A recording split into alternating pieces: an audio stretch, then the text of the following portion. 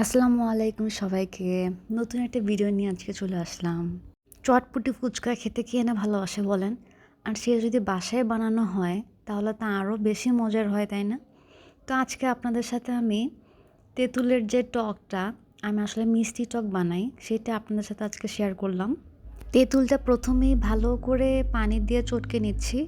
মোট কথা তেঁতুলের পাল্পটা নিয়ে নিচ্ছি, বাকি সব আমি ওগুলো ফেলে দিচ্ছি আর কি। এটাকে বেশি পানি দেওয়া যাবে না, তাহলে বেশি পাতলা হয়ে যাবে, খেতে ভালো লাগবে না। দিয়ে দিলাম চিনি, স্বাদ মতো লবণ, ধনিয়ার গুঁড়া, জিরা গুঁড়া, মরিচের গুঁড়া, দিয়ে দিচ্ছি চটপটির মশলার গুঁড়া, পাকি মরিচের গুঁড়া। এগুলো সব একসাথে মিক্স করে আমি এটাকে চুলায় বসায় দিব একদম লো টু মিডিয়াম আঁচে। এটা বেশ কিছুক্ষণ, বলতে গেলে 10-15 মিনিটের মতো জাল দিতে হবে। এটি একটু পরেই রেডি হয়ে যাবে। এটা কিন্তু মিষ্টি টক, খেতে কিন্তু অনেক মজা লাগে। ঠান্ডা হওয়ার পর কোনো কন্টেনারে ভরে এটা মাসের পর মাস খাওয়া যাবে নিশ্চিন্তে। আল্লাহ হাফেজ।